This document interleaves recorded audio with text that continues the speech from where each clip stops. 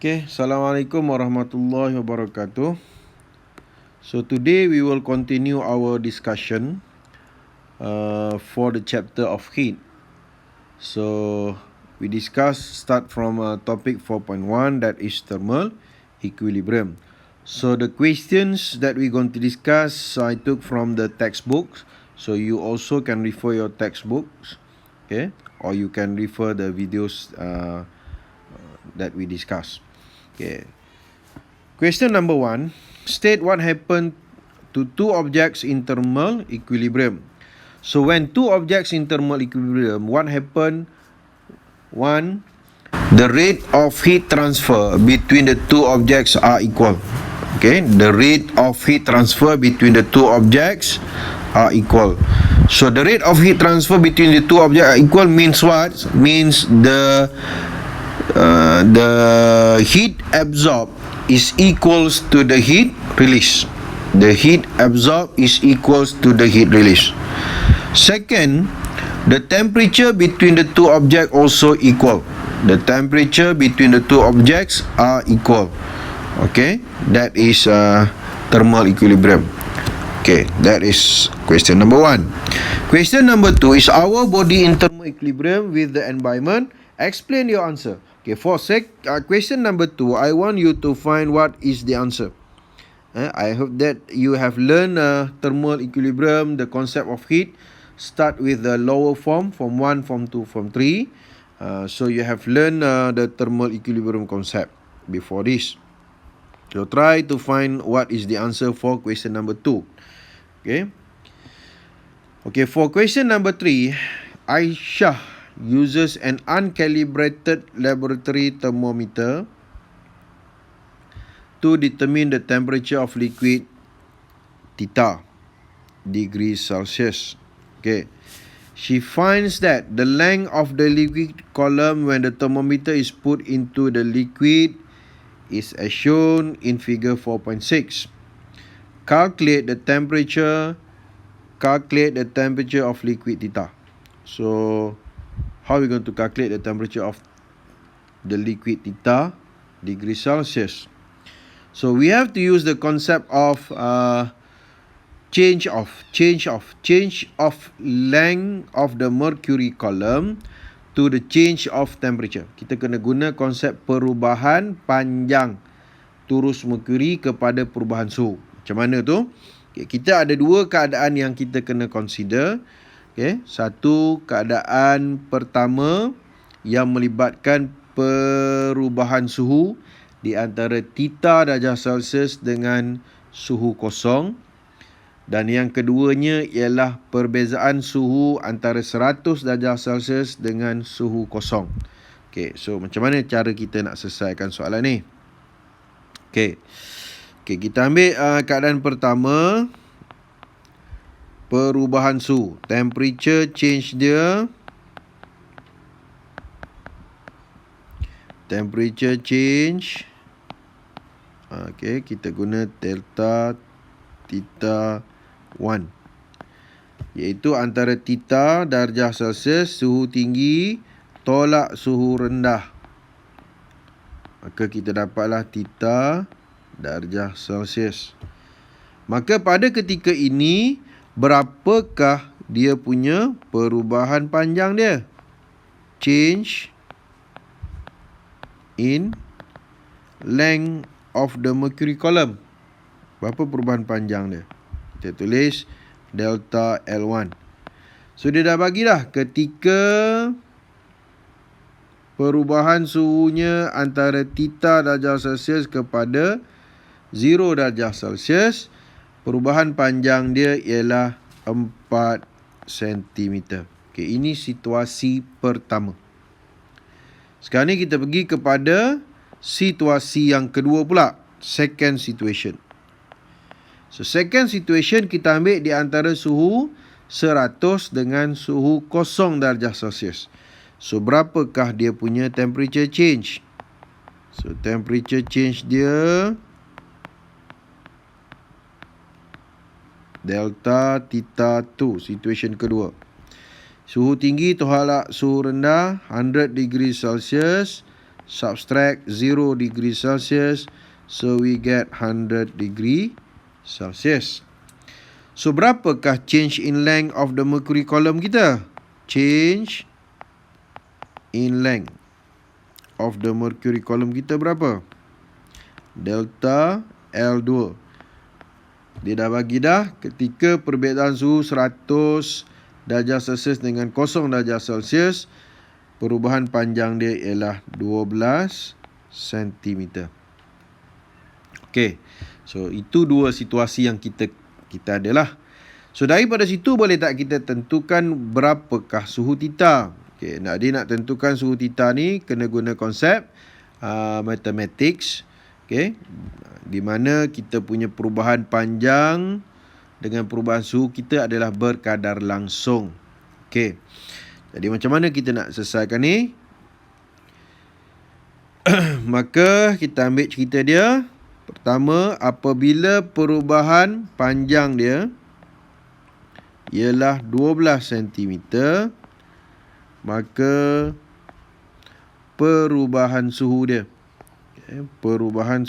the temperature change dia ialah 100 degree Celsius. Okey. Jadi kalaulah sekiranya perubahan panjang dia ialah berapa? 4 cm, boleh tak kita nak tahu berapakah perubahan suhu dia? Okey. Jadi kita gunalah perkadaran matematik, iaitu delta theta ialah 4 cm bahagi 12 cm darab dengan 100 degree Celsius. Okey. Jadi kita nak cari berapakah perubahan suhu ketika panjang dia ialah 4 cm. Jadi 4 bahagi 12 darab dengan 100. Jadi yang ni kena tekan kalkulator lah. 4 dengan 12, 1/3, 100 bahagi 3, 33.33 darjah Celsius. Okey, itu perubahan suhunya. Jadi perubahan suhu delta theta 1 ni, kalau kita ambil balik apa yang kita buat tadi, dia adalah sama dengan apa? So delta theta 1 kita adalah sama dengan theta darjah Celsius. Okey. Sebab kita bukan nak cari delta theta, kita bukan nak cari perubahan suhu, kita nak cari suhu. Tapi konsep dia kena guna konsep perubahan suhu. So delta theta 1 adalah sama juga dengan theta 1. Maka berapa nilai dia? So 33.33 darjah Celsius. So that is the answer for question number 3. Okay. Guna konsep the change of temperature to the change of length of the mercury column. Dan kita kena ada dua situasi perubahan suhu antara suhu yang kita nak kira dengan suhu kosong, dan perubahan suhu antara 100 darjah Celsius dengan kosong. Jadi kedua-dua perubahan suhu ini ada perubahan panjang dia, di mana hubungan dia adalah directly proportional. So kita gunalah perkadaran matematik biasa. Okey, selesai soalan nombor 3, selesai formative practice 4.1. Habis cerita pasal thermal equilibrium. Okay, ada banyak lagi soalan-soalan lain, awak boleh tambah sendirilah. Kita cuba selesaikan yang soalan-soalan yang ada dalam buku teks. Okay, formative practice 4.2. What is the difference between heat capacity and specific capacity? Okay, beza dia ialah ada perkataan spesifik dengan tak ada. Okay, yang pertama, ini untuk soalan nombor 1. Heat capacity. Kena faham apa definisi dulu. Heat capacity simbol dia ialah huruf C besar. Heat capacity definition dia ialah amount of heat required. Heat required ni dia boleh jadi heat absorb, dia boleh jadi heat release. Okay.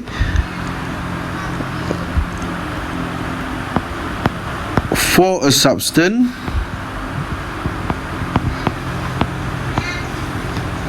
to change its temperature by 1 degree Celsius. Okay, amount of heat required for a substance to change its temperature by 1 degree Celsius. Okay, jadi dalam definisi ini, apa physical quantity yang terlibat? Yang pertama ialah heat. Heat is a physical quantity that is referred to energy. Yang kedua ialah change its temperature. Temperature change, ada perubahan suhu. Temperature juga adalah satu physical quantity, means that we can measure. So means in heat capacity we just only consider two physical quantity. We just only have two factors that affect the heat capacity. One is the amount of heat and second is the temperature change. So we can write the equation of heat capacity. Heat capacity, simbol dia ialah huruf C besar, sebagai apa? Heat simbol dia apa? Heat simbol dia ialah Q over the temperature change.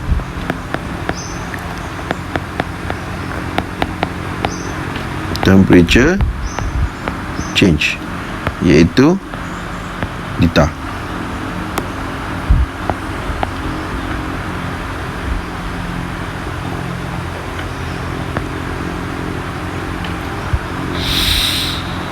Okey.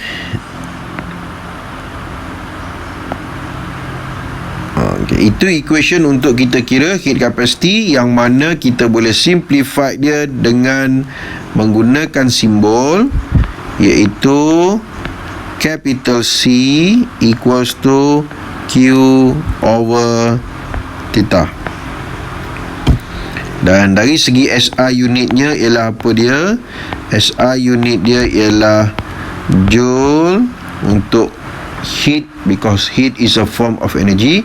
Theta ni per degree Celsius boleh, ataupun joule per Kelvin pun boleh. Sebab temperature change dia boleh guna mana-mana unit, nilai dia sama. Nak guna degree Celsius boleh, nak guna Kelvin pun boleh. Okay, itu the concept of heat capacity. Kita pergi pula kepada yang kedua, iaitu the concept of specific heat capacity. So kita tambah perkataan spesifik kat sini. Apa bezanya bila ada perkataan spesifik? Maka simbol dia ialah huruf C kecil.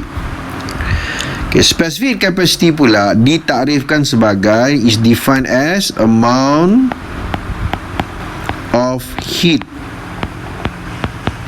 required for a substance of mass 1 kg to change its temperature by 1 degree Celsius or 1 Kelvin. Okay, that is the definition of specific capacity. So, what are the physical quantity that we have to consider in the definition? Yang pertama, we have to consider the heat. Heat is a physical quantity, that is energy that we can measure the heat. Second, kita ada mass. Kita consider mass. Mass juga adalah satu physical quantity. And the third is the change in temperature. Change in temperature, dia juga adalah physical quantity. So maknanya dalam specific capacity, we have to consider three physical quantity that are heat, mass and change in temperature. Jadi kalau kita compare dengan heat capacity, apa bezanya? Bezanya ialah dalam specific capacity kita tambah perkataan mass. Means that when we state specific, we have to consider the mass of the substance. Tapi kalau kita kata heat capacity, kita tak kisah mass dah berapa, tak kisah. Kita tahu ada bahan, kita beri haba, kita tengok berapa suhu dia naik. Tak kisah mass dia berapa. Tapi bila kita kata specific capacity, we have to consider what is the mass of the substance, because the mass of the substance will affect the specific heat capacity. So dari segi formulanya kita boleh tulis macam mana? Okay, specific capacity ni simbol dia ialah huruf C kecil. Kalau heat capacity, simbol dia C besar. Simbol dia C kecil. Apa formula dia? Yang pertama, kita kena beri heat kepada kita punya substance. Heat kita simbol dia ialah Q. Kesan daripada heat yang kita beri kepada substance, di mana substance tu ada mass dia, kena consider mass dia, menyebabkan temperature dia berubah. Temperature dia mungkin naik atau mungkin turun bergantung kepada heat required tu lah. Adakah heat required tu heat absorb ataupun heat release. Okay, temperature change theta. Okay, jadi bezanya bila ada perkataan spesifik, maka kita kena consider dia punya mass of the substance. Itu je beza dia dengan heat capacity yang tak ada perkataan spesifik. So dari segi formulanya, kalau kita nak tulis macam mana formula dia? Specific capacity C ialah heat, simbolnya ialah Q, over mass of the substance darab dengan temperature change theta. Itu formula specific heat capacity. Dan dari segi SI unitnya apa dia? SI unitnya ialah heat is a form of energy, the unit is joule. Mass, the SI unit of mass is kilogram, so when we divide, we have to put the negative per kg. And theta change, temperature change, we can use either degree Celsius or also we can use Kelvin. So the temperature change in degree Celsius and temperature change in Kelvin have the same value. So that is a specific capacity, the amount of heat required for a substance of mass 1 kg to change its temperature by 1 degree Celsius. So we have to consider the mass of the substance when we state about specific. But for for heat capacity is the amount of heat required for a substance to change its temperature by 1 degree Celsius. We didn't consider the mass of the substance when we state heat capacity. No specific, no considering in mass. Okay, so that is question number 1. Okay, we go for question number 2. Okay, so question number 1 settle. Question number 2. How much heat energy is needed to increase the temperature of 0.2 kg mass of gold by 10 degrees Celsius? So given the value of specific heat capacity of gold is 300 joule per kilogram per degree Celsius. Okay, for the value of specific capacity, you have to memorize one value. That is the specific capacity of water, where the value is 4,200 joule per kg per degree Celsius. Awak kena hafal satu nilai specific capacity untuk air ni lah, 4,200 joule per kilogram per degree Celsius. Yang lain-lain semua awak tak perlu hafal, maka dia akan diberilah dalam soalan kalau dia tanya. Okay, contohnya macam ni. Untuk gold, kita tak hafal nilai specific capacity gold, jadi dia bagi nilai dia ialah 300 joule per kilogram per degree Celsius. Okay, apa maksud 300 joule per kilogram per degree Celsius ni? Maksud dia ialah kalau kita ada 1 kilogram gold, when we have 1 kg of gold, so for the temperature of gold, to increase by 1 degree Celsius. Supaya suhu gold kita tu, katalah mula-mula suhu dia 30, kita panaskan untuk suhu dia naik kepada 31. So the temperature change is 1 degree Celsius. Dia akan memerlukan heat sebanyak 300 joule. Maka temperature dia akan naik 1 darjah Celsius. The temperature will change, will increase by 1 degree Celsius. Dengan syarat mass dia 1 kg lah. Okay, bagi air pula, berapa specific capacity of water? 4,200 joule per kg per degree Celsius. Apa maksudnya? Maksudnya ialah kalau kita ada 1 kilogram of water, katalah initially-nya kita measure temperature dia ialah 30. Kita pun panaskan air kita yang 1 kg tadi. Untuk temperature dia increase sebanyak 1 darjah Celsius, maknanya daripada 30 dia nak naik kepada 31. Banyak mana heat yang dia kena absorb? So the water has to absorb heat 4,200 joule. Itu maksud 4,200 joule per kilogram per degree Celsius, the specific capacity of water. Maksudnya water kita kalau dia punya mass 1 kg, dia memerlukan haba sebanyak 4,200 joule supaya temperature dia boleh berubah sebanyak 1 degree Celsius or 1 Kelvin. Berbanding dengan gold, kalau kita ada 1 kg of gold, supaya temperature dia boleh increase or decrease sebanyak 1 degree Celsius, dia memerlukan heat sebanyak 300 joule. Maknanya specific capacity of gold is smaller, much smaller than the specific capacity of water. So gold ni dia dalam bentuk apa? Gold ni dalam bentuk solid. Water dalam bentuk apa? Water dalam bentuk liquid.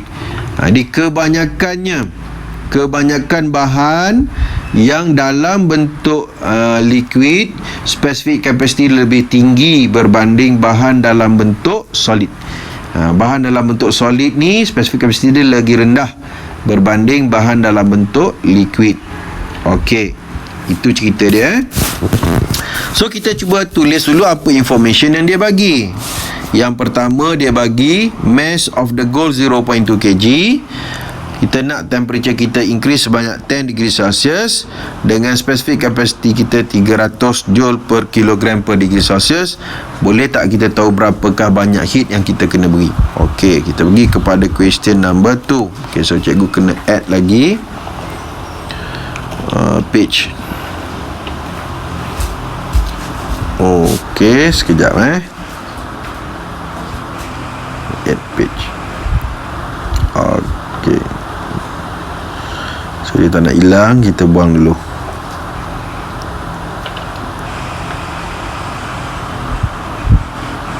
Terus hilang pula. Undo sekejap. Okey, so cikgu kena ambil yang bawah ni naik atas. Okey. Tak nak berubah. Okey, cikgu buat dekat bawah dululah. Nanti bila kita off, dia akan turn balik. Okey, untuk soalan nombor 2. Soalan nombor 2. Soalan nombor 2. Apa information yang dia bagi? Dia bagi mass of the gold. Berapa mass of the gold? 0.2 kg. Dia nak temperature kita berubah, temperature change. Temperature change kita guna theta. Kalau temperature, kita guna simbol dia capital T. Theta ni ialah temperature change lah. Okey, nak letak delta, theta pun boleh, tak ada masalah. Yang penting kita faham benda kita tulis. Dan simbol untuk temperature ada dua, sama ada T, capital T ataupun theta. Okey, temperature change dia kita nak sebanyak 10 degree Celsius, di mana specific capacity of the gold, C untuk gold C untuk gold, nilai dia ialah 300 joule per kg per degree Celsius. So boleh tak kita cari banyak mana heat yang kita kena bagi kepada gold kita tu? Jadi senang je lah kan. So pertama, setelah kita tulis information, kita tahu benda kita nak kira, kita tulis formula yang kita nak guna. Q equals to MC theta. Okay, Q equals to MC theta. This is the equation that we're going to use to solve the problem. So kita ganti je lah nilai dia. Mass dia berapa? 0.2 kg. C dia berapa? 300 joule per kg per degree Celsius. Darab dengan theta dia berapa? 10 degree Celsius. Ini awak boleh kira sendiri lah. Boleh kira sendiri. Tekan kalkulator berapa jawapan awak dapat ni. So dia ada nilai. Dan pastikan bila jawapan akhir dia kena ada unit. Dan unit untuk heat, heat is a form of energy, maka unit dia adalah dalam joule. Okey, selesai nombor 2. Nanti kira Nombor 3. Okey, nombor 2 selesai. Okey, number 3. A container contains 200 gram of water. 200 gram of water. Initial temperature dia ialah 30 degree Celsius. An iron nail of mass 200 gram. 200 gram juga. Jadi unit dia sama, gram dengan gram. So nak tukar, tak nak tukar pun tak apa, nak tukar pun tak apa, terpulang. Okey, sebab unit dia sama. At temperature 50 degree Celsius is immersed. Jadi kita ada dua objek yang berbeza, mass dia sama tetapi initial temperature dia berbeza. So bila initially temperature dia berbeza, maka ada satu objek yang panas, satu objek yang sejuk. Macam mana kita nak kenal yang mana objek panas, yang mana objek sejuk? Objek panas initial temperature dia lebih tinggi. Objek sejuk pula initial temperature dia lebih rendah. Jadi kita ada dua temperature. Untuk water 30 degree Celsius, untuk iron nail temperature dia ialah 50 darjah Celsius. Maksudnya kita punya water adalah sejuk, kita punya iron nail adalah panas pada mula-mulanya. So kita masukkan iron nail ke dalam water tu, maka berlakulah thermal contact, akan berlakulah heat transfer. Jadi apa yang berlaku? Ada satu objek dia absorb heat, satu objek dia release heat. Okay? Siapa yang release heat? Yang objek panas. Dia akan release lebih banyak heat berbanding dia absorb heat. So iron nail akan release heat lebih banyak. Dia absorb juga tapi sikit. Manakala water dia akan absorb banyak heat berbanding dengan dia release heat. Dia satu objek tu dia akan berlaku dua proses of heat transfer. Satu heat release, satu heat absorb. Cuma ada cumanya pada mulanya amount of heat transfer dengan amount of heat release tu tak sama. Bagi objek panas dia lebih banyak release berbanding dia absorb. Bagi objek sejuk dia lebih banyak absorb berbanding dia release. Dan proses itu berlaku sampai bila? Sampai dia mencapai satu keadaan yang kita panggil thermal equilibrium. Thermal maksudnya heat, equilibrium maknanya equal, heat dia equal. Ataupun perkataan lain kita kata balance heat. Okey, equal heat. Jadi pada ketika thermal equilibrium apa yang berlaku? Heat absorb dengan heat release dia sama. Itu yang kita guna istilah the rate of heat transfer between the two object are equal. Kesannya apa? Kesannya the temperature of the two object at thermal contact tadi akan juga jadi equal. Okay, itu konsep yang kita kena faham. Okay, soalan dia, what is the final temperature, is the final water temperature? State the assumption, andaian you need to make in your calculation. Okay, so bila kita campurkan dua bahan, sepatutnya heat kita itu hanya transfer antara dua bahan tu lah. Tetapi keadaan yang sebenar ni, keadaan sebenar tidak berlaku begitu. Keadaan sebenarnya apa yang berlaku ialah kedua-dua objek itu dia berada dalam satu environment. Macam kita lah, kita duduk dalam satu persekitaran, ada environment, ada atmosphere. Maka kesannya ada juga sedikit haba yang akan terbebas ke persekitaran. Ada juga heat release to the surrounding. Maknanya tidak semua haba itu diserap oleh objek yang sejuk. Okey, ada juga haba itu yang terbebas ke persekitaran. Maka kita punya assumption apa? Kita punya assumption, andaian yang kita kena buat ialah tidak adalah haba yang terbebas ke persekitaran. Semua haba yang dibebaskan hanya diserap oleh semua haba yang dibebaskan oleh iron nail hanya diserap oleh water sahaja. No heat loss to the surrounding. Itu assumption yang kita kena buat. Okey. Jadi boleh tak kita kira the final temperature of the water? So the final temperature of the water, bila dia mencapai thermal equilibrium, temperature dia juga sama dengan final temperature of the iron nail. Sebab bila thermal equilibrium, the temperature between the two object at thermal contact are equal. Okay. So given the value specific heat capacity of water is 4200 joule per kg per degree Celsius, and that of iron is 450 joule per kg per degree Celsius. Ni yang macam Jogi cakap tadi lah. Iron nails dia dalam bentuk apa? Dia dalam bentuk solid. Berapa specific capacity dia? 450 joule per kg per degree Celsius. Apa maksudnya? Ni soalan biasa tanya ni. What is the meaning of 450 joule per kg per degree Celsius specific capacity of the iron?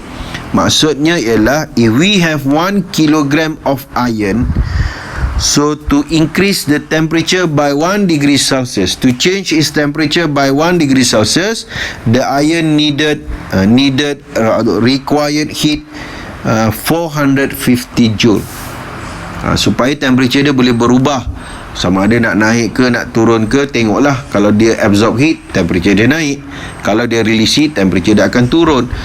Sebanyak 1 degree Celsius dia memerlukan heat sebanyak 450 joule. Jadi kalau kita bandingkan specific capacity of water ni dalam bentuk liquid 4200 joule per kg per degree Celsius, maka kita nampak kan, the specific capacity of the liquid is greater, is higher, is bigger than the specific capacity of solid. Macam gold tadi 300, ni iron 450, masih kecil berbanding dengan specific capacity of water dalam bentuk liquid. Okey, so macam mana kita nak selesaikan masalah soalan kita ni?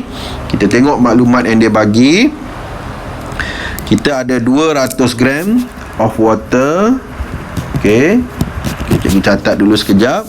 Initial temperature of water kita ialah 30 darjah Celsius. Kemudian kita ada 200 gram of iron, di mana initial temperature iron kita ialah 50 degree Celsius. Nak cari berapa dia punya final temperature, where the final temperature be known as thermal equilibrium temperature. So specific capacity of water, kalau kita boleh hafal sangat baguslah. Okey, 4200 joule per kg per degree Celsius, and the specific capacity of iron is 450 joule per kg per degree Celsius. Okey, boleh tak kita cari nilai final temperature dia, ataupun dipanggil juga sebagai thermal equilibrium temperature. Okey, sekejap kita pindah. Okey, ini untuk soalan nombor 3 nombor 3. Cikgu buat kat sini nombor 3. Okay, kita ada 2 objek. Satu cerita tentang water, okay, dan satu lagi kita ceritanya tentang iron. Okay, so ada 2 objek yang terlibat dalam cerita ni.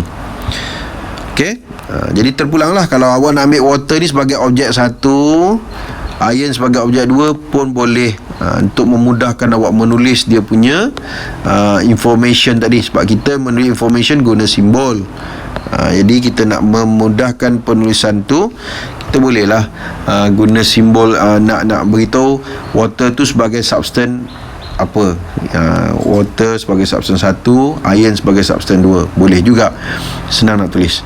Okey, jadi macam mana kita nak tulis maklumat?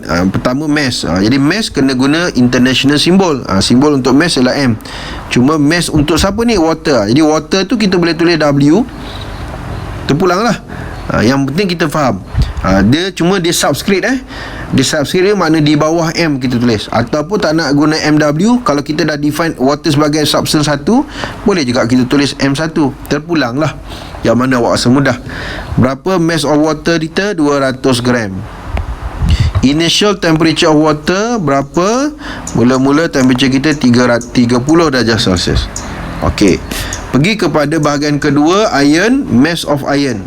Okey, mass of iron 200 gram juga. Initial temperature of iron 50 darjah Celsius. Dia suruh kita cari dia punya final temperature berapa. Final temperature ni ialah thermal equilibrium temperature, di mana temperaturenya sama untuk kedua-dua substance kita tadi. Okey, jadi dekat sini sebelum kita kira, kita kena kenal pasti dululah yang mana objek panas, yang mana objek sejuk, yang mana absorb heat, yang mana release heat. Okey, jadi water initial temperature dia 30, iron initial temperature dia 50. Maknanya water kita ni adalah objek yang macam mana? Objek yang sejuk, cool objek. Bila objeknya sejuk, apa sifatnya? Dia akan absorb heat. Maka water kita ni dia absorb heat.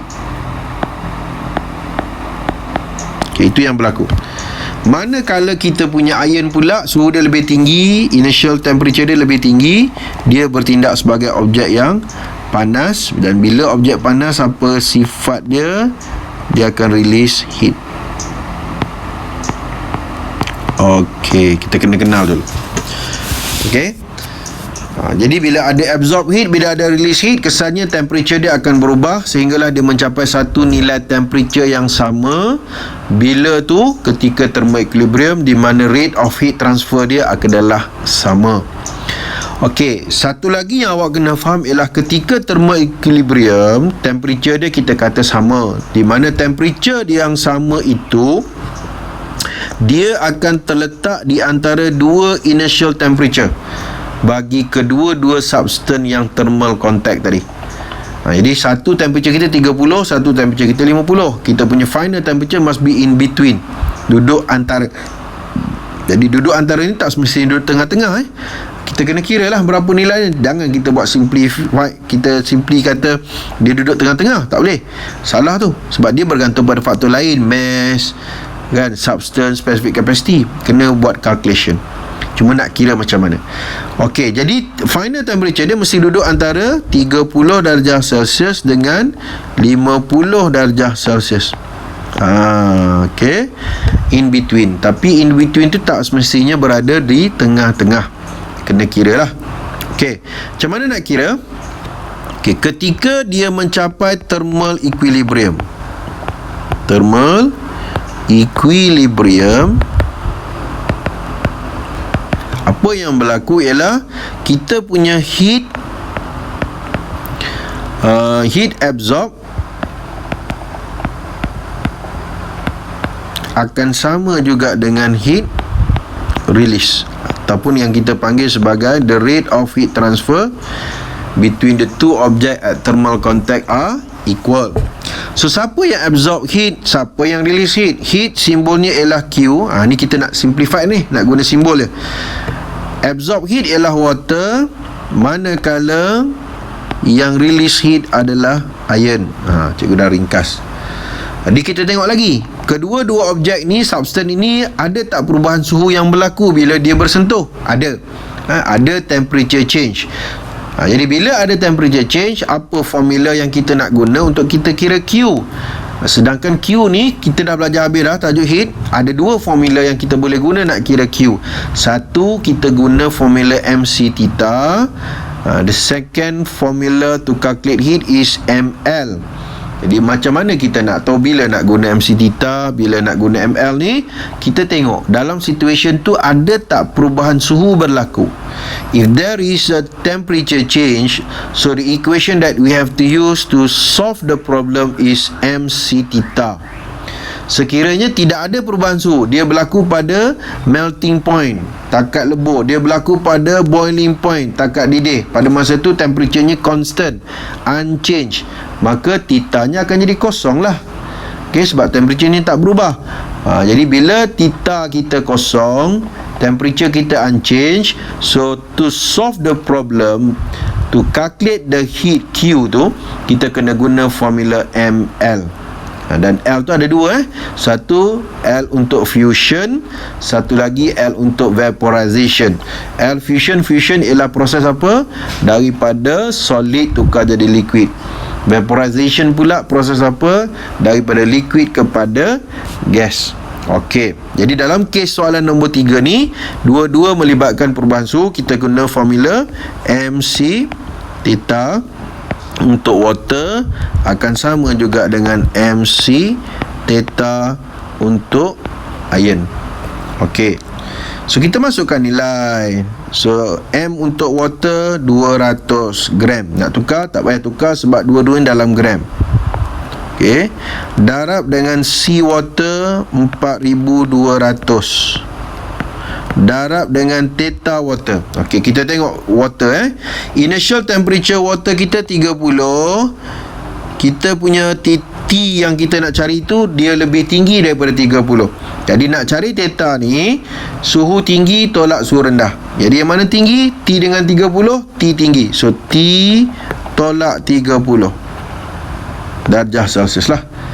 Okey, selesai untuk Q for the water.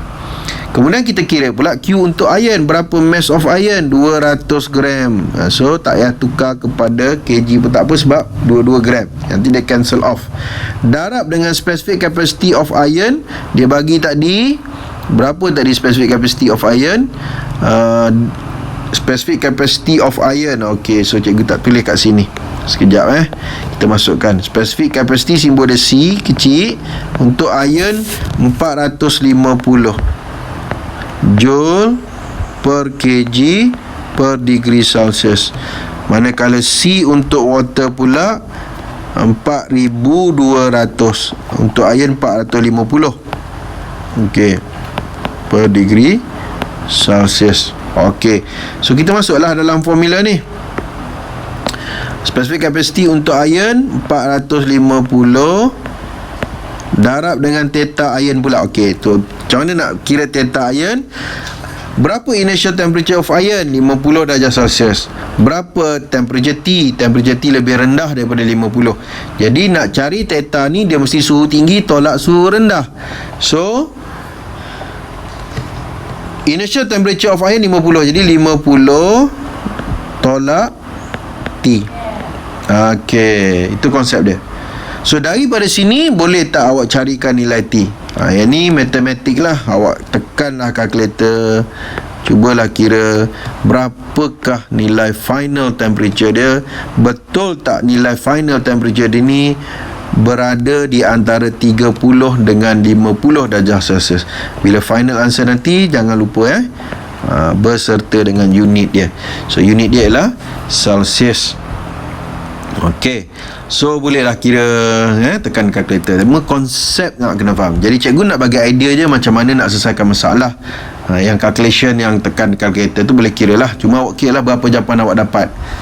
Okey, jadi boleh share jawapan tu. Kita share, kita tengok orang lain dapat jawapan sama tak. Kalau orang lain dapat jawapan lain, kita kena check balik siapa yang buat silap, siapa yang betul. Kalau kita buat silap, kita baikilah kesilapan kita tu kat mana. Sebab ni matematik ni mungkin kita boleh buat silap sebab kita careless. Okey, jadi kalau semua dapat jawapan yang sama, maknanya betul lah kita punya calculation. So beres lah. Okey, so untuk yang ni cikgu akan sambung pula nanti.